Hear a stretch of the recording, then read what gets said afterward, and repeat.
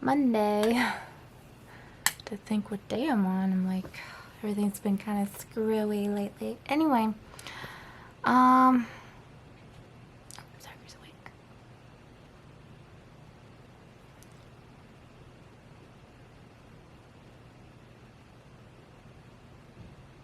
Zachary's awake. He's getting a shower now. Just seeing if he's gonna knock on my door or not.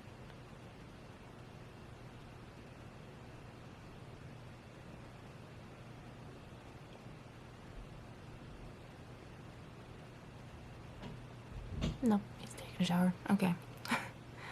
Anyway, I think the last time we vlogged was Christmas Eve, so we're gonna retrack everything. Go back in time. Christmas Day, we went off to our church and had the morning service. It was short and sweet. It was like an hour or so. Well, I think it was only like an hour. It was sweet. Came back home. We had Mom already pre-made breakfast, so we ate breakfast together. Ricky insisted on getting Mom something for Christmas, even though she didn't want anything. The rest of us didn't exchange gifts, so it's like, I don't know why he insists on doing the opposite, but he does. And he wonders, and he questions why we do the opposite. I'm like, have you looked yourself in the mirror lately? Like, you do the complete opposite of what you wanted. We tell you to do it, and you still do it anyway. Anyway, Mom got a couple of gifts to open, even though she was like, this was not necessary. Because the rest of us are going to plan, if we get anything, we mostly get money or gift cards, and we plan on like shopping. Either I did some shopping before, and I've done, or we go out to eat sometimes. We spoil ourselves a little bit, or get extra groceries. It goes to different things, multiple things. So yeah, God has blessed us tremendously this year. I'm so grateful of everything he has done this year so far. And I'm sure the next year will be the same as well. Yeah, we didn't really do too much. We kind of just lounged and relaxed. I think parents had some games played. I'm not sure. Or no, I think she slept. I think everyone just slept. And Mom relaxed. So that was pretty much Christmas. And then the next 2 days we worked. We did some houses Thursday and Friday. Thursday, the 26th, we did 3 houses. Went to Chick-fil-A because Mom didn't really eat much, so she wanted, and I wasn't gonna turn down Chick-fil-A. My goodness, yes. And I also got the peppermint chip milkshake. Oh, that is my favorite out of all like the limited edition ones. So good. It tastes very similar to mint chocolate ice cream, so I'm like, yes. Went to the dealership because we had to get an oil change, and apparently there was something going on again. Something was loose or something. I was like, goodness gracious. I guess because of all the mileage that we put on and so much construction and going over things, that something came loose. So we got that fixed. It was something minor, but obviously it was kind of still a lot of money considering. But anyway, so we're there for like, assuming 4 hours. But everyone's nice there. It was sweet. It was kind of funny because I had put 2 of my tracks down in there and they were still there, which was interesting, but they're out in the open. I kind of just hid mine. I kind of just hide them randomly in places so people just notice them eventually, but they were out in the open. So it was just kind of funny how they were still there. They weren't taken. But it is also a reminder for everyone. And then we decided to go to Aldi's because I need to get groceries. That was supposed to be for a party for New Year's, but I mean, we're still gonna have it even though we're not having. Anyway, I'll get to that in a minute or so of why that is not gonna happen. But anyway, Friday, December 27th, worked at 3 houses. We were gonna have an estimate, but we did decline that. I have that written down, but I forgot to cross it out. Just after Mom was thinking about the situation, it wasn't going to be a good fit, so, of doing it. She talked to the lady that we were going to do it for, but it's just circumstances we weren't comfortable with, so they needed someone that was more suitable for it. Not going to go into details of all that because I don't want to go into details of that.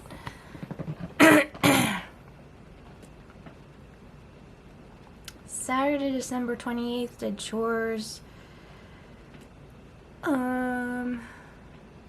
I was planning on giving Mom her gift that day, but things kind of went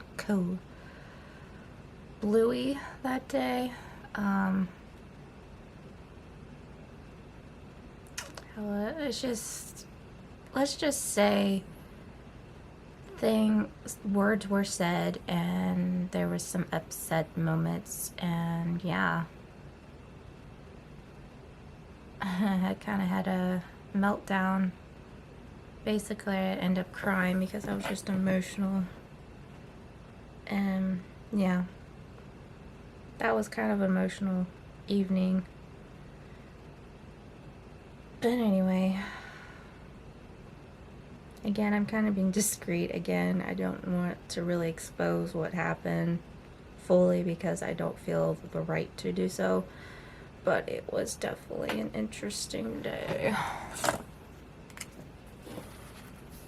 I mean, it turned out pretty good. It was just near the end, it was horrible.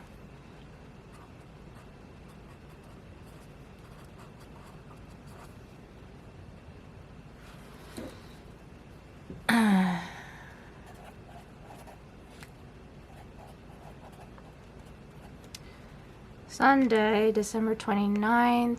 We stayed home. It was weird because yesterday my parents were planning on leaving yesterday and they're coming back the 1st.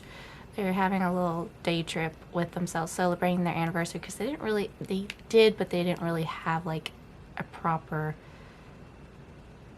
celebration. They're celebrating Mom's school with getting through the semester and doing very, very well.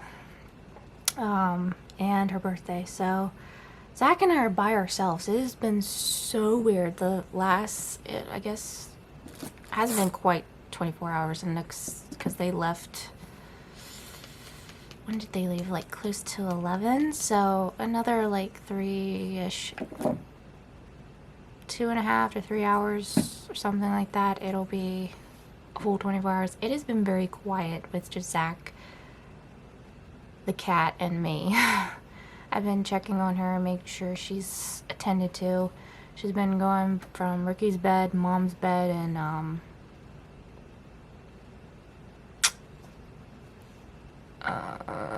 in the couch in the living room. So I've been paying attention to her and make sure she's still acquainted and loved and stuff like that. But yeah, I didn't feel like Sunday. We stayed home because we don't really have a ride, and I don't want to make someone come out and get us. So yeah, we just stayed home. I personally had online morning and evening service. Took a nap. I got Ricky's bedding done, stripped and remade and washed and folded and put away. And then he asked for his t-shirts to be cleaned, so I washed them, folded them, color coordinated them. Let's see how long that lasts. For the men, it just seems like, oh, let's just throw stuff in a drawer and call it a day. That is not how we do laundry. But anyway, I did what he wanted me to, so yeah. And today, if you see in the background, don't mind my bedding. I'm stripping it, the process of going to be remaking it and cleaning it and that sort of thing. So it's gonna get washed, and my laundry needs to be done. So yeah. Planning on filming tomorrow as well.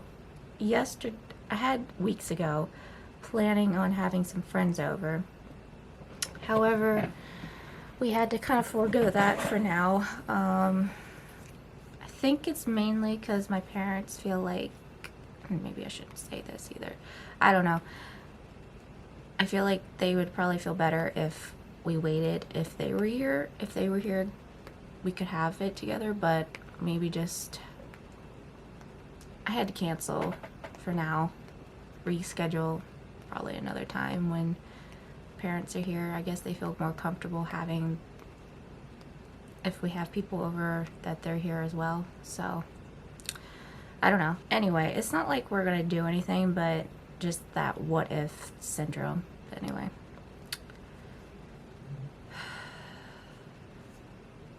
so I'm just gonna keep it like that. But anyway, Zach and I are going to, I'm gonna film it, and he still wants to have, because we have the food, I planned the games, we're gonna still have something, so you'll see us tomorrow.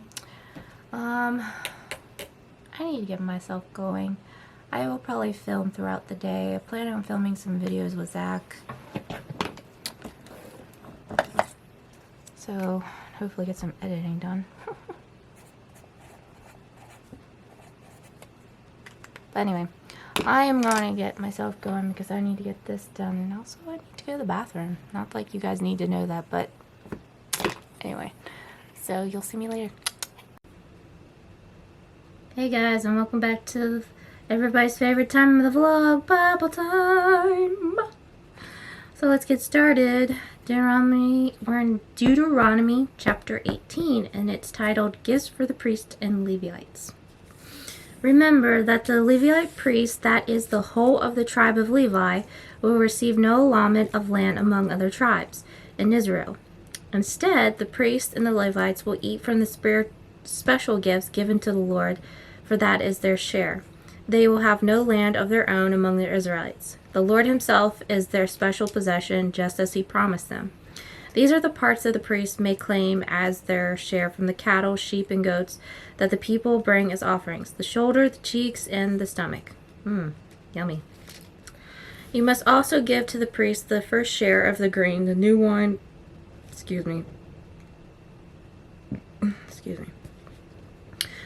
the new wine, the olive oil, and the wool at shearing time. For the Lord your God chose the tribe of Levi out of all your tribes to minister in the Lord's name forever. Here's a little sidebar called a dangerous fascination. Just as most of us naturally curious about a magician's trick, the Israelites were curious about the occult practices of the Canaanites. Because Satan was involved in these practices, God warned Israel to avoid them. People today are still fascinated by horoscopes, fortune-telling, witchcraft, and cults. Often their interest comes from a desire to know and control the future, which we cannot. But the information Satan offers is likely to be distorted or completely false. With the trustworthy guidance of the Holy Spirit through the scriptures and the church, we don't need to turn to occult sources for information. Suppose a Levite chooses to move from his town in Israel, wherever he is living, to the place the Lord chooses for worship. He may minister there in the name of the Lord his God, just like his fellow Levites who are serving the Lord there. He may eat his share of the sacrifices and offerings, even if he also receives support from his family. Next section is called a call to holy living. When you enter the land Lord your God is given you, be careful not to imitate the detestable customs of the nation living there. For example, never sacrifice your son or daughter as a burnt offering, and do not let your people practice fortune-telling or other sorcery, or interpret omens, or engage in witchcraft, or cast spells, or function as mediums or psychics, or call forth the spirits of the dead. Anyone who does these things is detestable to the Lord. It is because the other nations have done these detestable things that the Lord your God will drive them out ahead of you. You must be blameless before the Lord your God. The nations you are about to displace consult sorcerers and fortune tellers, but the Lord your God forbids you to do such things. Alright, the next little section is called True and False Prophets. Moses continued, the Lord your God will raise up for you a prophet like me from among your fellow Israelites. You must listen to him. For this is what you yourselves requested of the Lord your God when you were assembled at Mount Sinai. You said, don't let us hear the voice of the Lord our God any more or see the blazing fire, for he will die. Then the Lord said to me, what they have said is right. I will raise up a prophet like you from among their fellow Israelites, and I will put my words in his mouth, and he will tell the people everything I command him. I will personally deal with anyone who will not listen to the messages the prophet proclaims on my behalf. But any prophet who falsely claims to speak in the name or who speaks in the name of another god must die. But you may wonder, how will we know whether or not a prophecy is from the Lord? If the prophet speaks in the Lord's name, but his prediction does not happen to come true, you will know the Lord did not give this message. That prophet has spoken without my authority and need not to be feared. So that's chapter 18. So now let's get into devotion. And we're still in Ezekiel. I'm going to read from chapter 20, verses 39 through 44. And this is titled, Passing the Smell Test. 39. As for you, O people of Israel, this is what the sovereign Lord says. Go right ahead and worship your idols, but sooner or later you obey me and will stop bringing shame on my holy name by worshiping idols.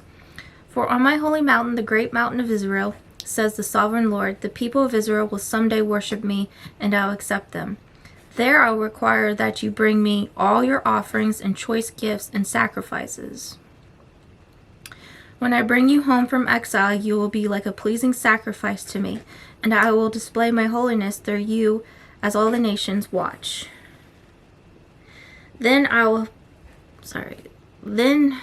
when I have brought you home to the land I promised with a solemn oath to give your ancestors, you will know that I am the Lord. You will look back at all the ways you defiled yourselves, and you will hate yourselves because of the evil you have done. You will know that I am the Lord, O people of Israel, when I have honored my name by treating you merciful in spite of your wickedness. I, the sovereign Lord, have spoken. Okay, what is the worst smelling fruit in the world? That could be the durian. I've heard. I've never actually smelled it. Apparently it tastes good versus what it smells like, but the odor of the Southeast Asian fruit has been compared to overripe cheese. Ooh, rotten fish, fermented onions, and dirty socks. Ooh, yuck. This smell is so foul that in certain Asian cities, the fruit is banned from hotels and public transportation. Think about the worst thing you have smelled. Skunk, rotten eggs, an open sewer. Oh, yeah. A pig pen. That's what disobedience and rebellion smell like to God. No wonder he turned away from the sacrifices and offerings of the people of Israel. He knew their hearts were not right. Ezekiel called on the people to clean up their act, to forsake their false gods, and to live by God's laws. Then the sacrifices would smell right to God. I will accept you as a fragrant incense. Ezekiel 20:41. Sometimes people try to look pious and spiritual when they're hiding sin in their lives. God is not fooled. The best thing to do is to acknowledge failing the smell test. God is more than willing to cleanse and forgive. How do you feel when you see people pretend to be righteous? Well, I'm not gonna lie, it kind of ticks me off. And don't get me wrong, I've had moments in that I'm just as guilty at times too.